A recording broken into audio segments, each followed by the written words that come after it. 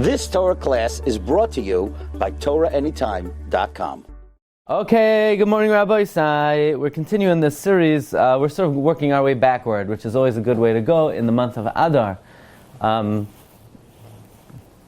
I want to share with you just to give you a quick recap of where we're holding. We mentioned there were two sort of editions of the writings of the Arizal. You had something called Madura Kama and Madura Basra.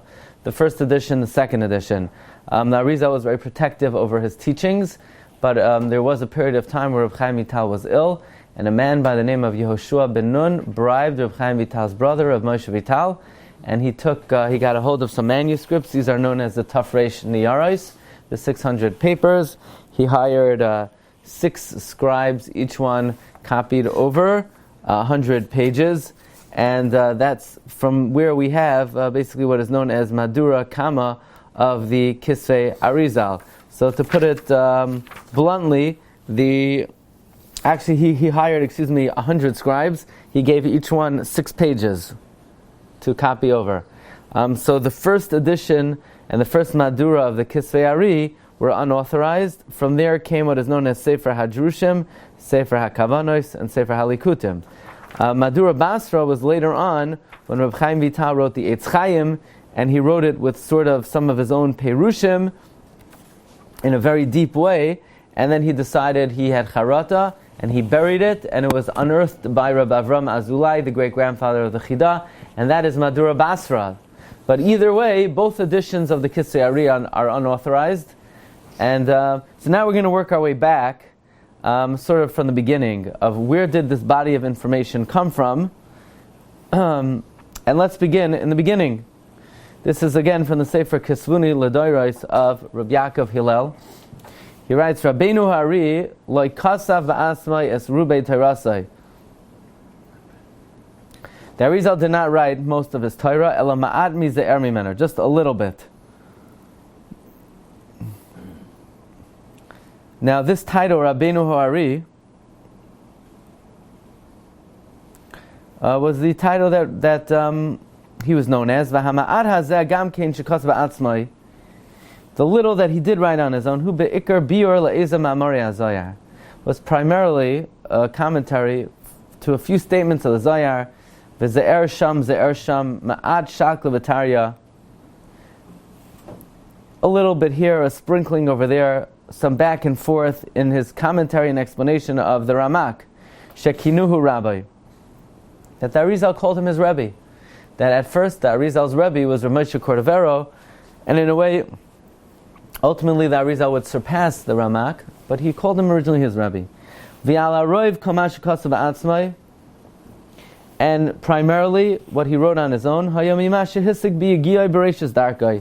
is that which he achieved in the beginning of his path, while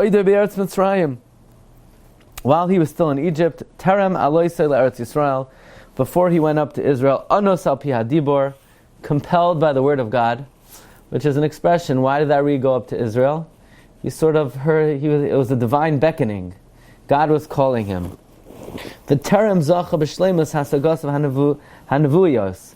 Before, so to speak, the Arizal reached his prophetic levels, B'haifas ruach hakodesh alav al pi gilui Eliyahu, through the manifestation of the divine spirit on him through Eliyahu's revelation. And the other great revelations he was zeicha to because of his sanctity and greatness of his soul. In other words, most of the stuff that Arizal wrote, he wrote before he reached the high levels he ultimately achieved. Ad shigia lama shigia, until he reached that high level, lebechinas har Sinai shel Torah sasoid. Until he reached, so to speak, the level of Mount Sinai of Kabbala. In other words, the Arizal achieved, so to speak, a momentous level that what was given to the Jewish people on Har Sinai in terms of the revealed law was given to the Arizal in terms of the secrets of the Torah.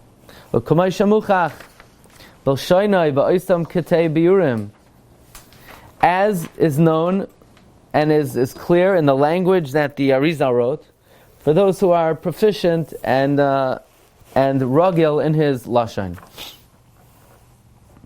If you look in the footnote over here in Ois Gimel, it says, for all of this, look in the Sefer Shivchei Hari, how the Arizal began learning the Kabbala, and how much toil he put in, and how much assistance he had from heaven, and the years that he went into seclusion, the Kedusha of Tara, until he was Zoicha to Gilui Eliyahu. And after all of these matters, he writes, Ad shebelayla echad b'yeshiva shel Rashbi. One night, in the academy of the Rashbi, Amrulai, they said to him, Malacha b'eretz tamei azois. What are you doing in this impure land? Lech legalil ha'elyon tzvas. Go to Safad, v'sham tiska lalois lamala yoiser gedoyla. And basically, it says over here, when he got to Tzfas, he forgot his wisdom, his Ruach HaKodesh left. Vayecharad Yitzchak charad gedol amod. He became very frightened, and in his abundant pain, he fell asleep, he dreamed. There was a man standing opposite him. He says, why are you sleeping? Call out to God, and afflict yourself, and immerse yourself to return to your strength. Because all the afflictions that you did in Chutz La'aretz will not help for Eretz Yisrael.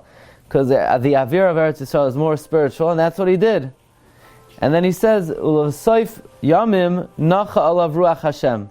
At the end of a couple of days, the Spirit of God rested on him in his overpowering of Shefa than was at first.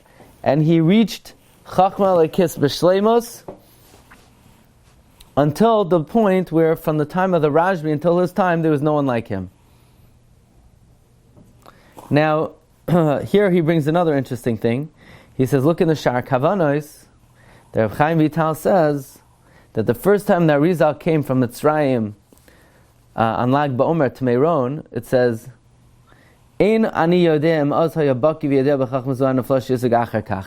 That we don't know if the first time that Arizal came to Meron, he was on that level that he ultimately reached. And in the Sefer Pri Eitz Chaim, he adds that this was 8 years before the Arizal ultimately came up for good.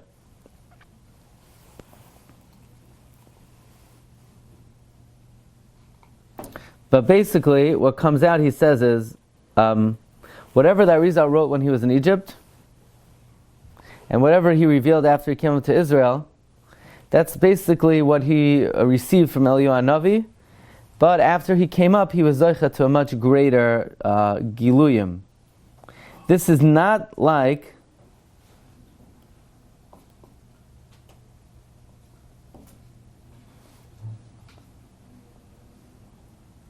So Rabbi Yaakov Hillel is saying that the Arizal already had Gilui Eliyahu while in Egypt. Eretz Israel was on a much higher level. Is that what we're But when he was in Israel, right, he was on a much higher level. So the opinion of Rabbi Yaakov Hillel is that he had Gilui Eliyahu before. Not sure how he sees this, unclear how he sees this.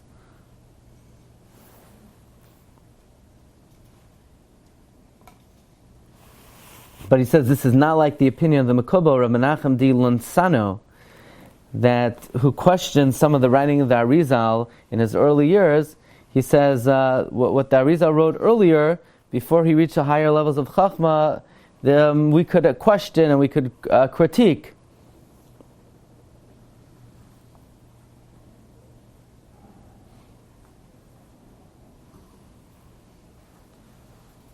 Okay, so be it as it may, that Arizal was on a high level even before he came to Eretz Yisrael, but he was elevated upon coming to Eretz Yisrael. Okay, page base. Ba'oifen, shederach mesirasa is terasa doris hoisa be'ikara mesar shabal peh. The main transmission of the Arizal's teachings was in the category of the oral law, v'loi tar shebachsav. And v'nimsara be'emtzas ha'asbaklar yamir shal tamidav shomei alekhay. It was given over through the students of the Ari. Uberoisham, Rav Chaim Vital, sherashmer mipivas gilui v'anaram, who put to writing, who recorded the revelations of the Ari. Hachoshvim es sisrei ha'yonim be'es asher kisa atik yomim. So basically, the main transmission of the teachings of the Ari were through his students, but not through the written word, as Arizal, as we mentioned, did not really write down his teachings. Why didn't the Ari write down his teachings? If you have good teachings, you want to write it down, otherwise you forget it. Why didn't the Ari write it down? So here we have Hahatam Shalei Kasav Giluya V'Atzah. The reason he didn't write it down, we find in the Sefer Shivchei Hari, the Zela Shainai. Yom Echad Amru Loi Talmid. One day his students told him, Rabbeinu Ner Yisrael, Lama Lo Yichaber Sefer Echad Mechachmasei Lahayra Einei Doris Habam. Ari, why did you not compose from your wisdom to illuminate the eyes of the coming generations? So this is a famous thing that Arizal said. Basically, his mind had opened up to such a fountain and wellspring of Torah that he literally, when he opens up his mouth to talk, it's like there's a torrent coming out of his mouth, and he doesn't even know where to start. It's just pouring forth. Here he says an incredible thing. He says, Amar lahem ilu yiu kol hakanim kol masmeh. If every stick in the world was a pen, there would not be enough pens to go around to write my wisdom. When I open up my mouth to tell you one of the secrets of the Torah, Hashefta misrababi, the bounty increases, like a raging river. And I look for all kinds of stratagems. From where could I open up one little pipeline? So that you could bear it. Meaning, when I open up my mouth, it's like a torrent of Torah is going to come out that could like wash you away. I have to figure out how to open up like a needle's hole so that you'll be able to listen and tolerate and accept what I'm saying. It's like when a baby suckles from the mother. The opening that he suckles from has to be pinpoint, because if it would be big, the baby would choke. Likewise, Arizal said, I have so much to offer, I have so much schayra, but I have to give it in very, very small doses. But for me to commit to writing, there are not enough pens. Bic has not produced enough pens for me to be able to record all my teachings. Shem arbe aleichem tafsidu hakol. You're going to lose everything. Kamayatinoik hanechnak begroinoi, like a child who would choke in his throat. Machmas ribe achol v'ashabaloi bepamachas. Okay, so that's sort of the first level, the first shalav, the first dimension, that the Kabbala of the Ari was primarily Torah Shebal Peh, not Torah Shebachsav. There's a reason that the Arizal did not write it down, and that is, it was not possible. Okay, let's... Is there a downside over here? People were confused and everybody came with their own interpretation, and they had to hire 100 scribes, etc., etc.? Yeah, the danger is that if it's left to the oral law, then it's up to everyone's interpretation, and that's why there was a lot of confusion ultimately about the writings of the Arizal. Another important point, page Gimel, idea. We also want to notify ki hagadas hajushim v'nei hatamidum lo yhosa kasidran. When the Arizal taught, it was not a systematic approach. Okay, today we're going to learn the ABCs, then we're going to learn, beginners, then we're going to learn the medium level, then we're going to learn advanced, right? It was scattered. It wasn't a yucky, huh? It was not a systematic approach. It seemed to be random. He didn't begin by teaching them the introductions of the way the worlds trickle down, and then the intentions, the kavanos of the prayers of the week for Shabbos and the Yom Tovim, and then the Sod HaMitzvahs and other psukim. Rather, what did he do? Meaning, the way we have the writings of the Ari is not the way it was taught. Yeah? The way we have the writings of the Ari in somewhat of a systematic format. We have the way the worlds trickle down and the intentions of the weekday prayers, the Shabbos prayers. That's not how he taught it. How did he teach it? Whatever happened to be being taught that day, it was like this shir, the Tuesday shir, right? Whatever was being taught that day, that's what was taught. You had to be able to piece together based on what you may have heard before, or wait until you got further details. Basically, he gave drashos, and through the drashos, you would hear pieces of information, and then you'd sort of had a piece together systematic approach. Nizbaru kavanas v'yichudim ha'inyanei ha'mitzvos b'yurei ha'psukim ha'amarim k'fi kesher ha'dvarim al ois ha'akdama ba'ofen shekol noisei ha'mistoif o miskashim harbei drushim bilti mikusham. Basically, he gave long discourses. The discourses sort of spoke about a number of different subjects, and after being in the class long enough, you picked up different principles, and then you would have to piece them together.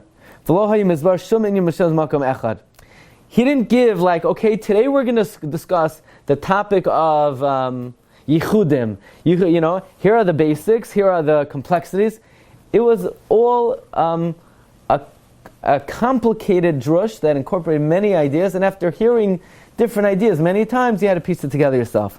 Rav Shlomo Shlumil, who was the son-in-law of Rabbi Yisrael Saruk, records this in the Sefer Shivchari. That kibishash lamdu lefnei harav lo lamdu tamid advarim say they didn't learn necessarily in order. Shalafamim gilahem side echad. Do you have page Daled? No. Is that it? Yeah. This stuck here. Okay, I'll pause for a moment. Sometimes he would tell them a secret of tefillin in middle of the drush on gadlus, or a drush, one drush in the middle of the drush of man. We'll have to see what is man. Is saying, was that not a recommended way to teach Torah, or that's the way he did it? That's the way he did it, with no further, commentary. That's what he did. Likewise, Rav Meir Paparish writes in his Hakdama to the Darch Eitz Chaim, it is known, whoever comes in the gate of this wisdom, the rabbi, the Arizal, did not teach in order. He gave discourses. And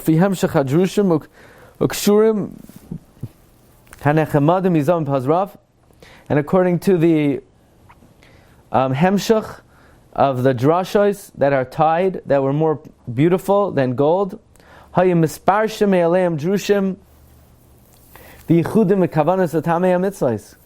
in the middle of the drush, it was explained on its own. Drushim, Ichudim, Kavanos, Ta'amim, how to fix Averos, Perushim on the Zayar, Ramazim and Chazal, Agavorcha. So in other words, every shir had a good drush, had a good remez, had a kavana, had a tam. And then if you heard 100 shiurim, you ended up hearing 100 ta'amei mitzvahs. So after the fact, they gathered together all the ta'amei mitzvahs, or all the yichudim, or all the kavanos. So one time he would talk about the final level of the world of Atzilus, and sometimes the first level.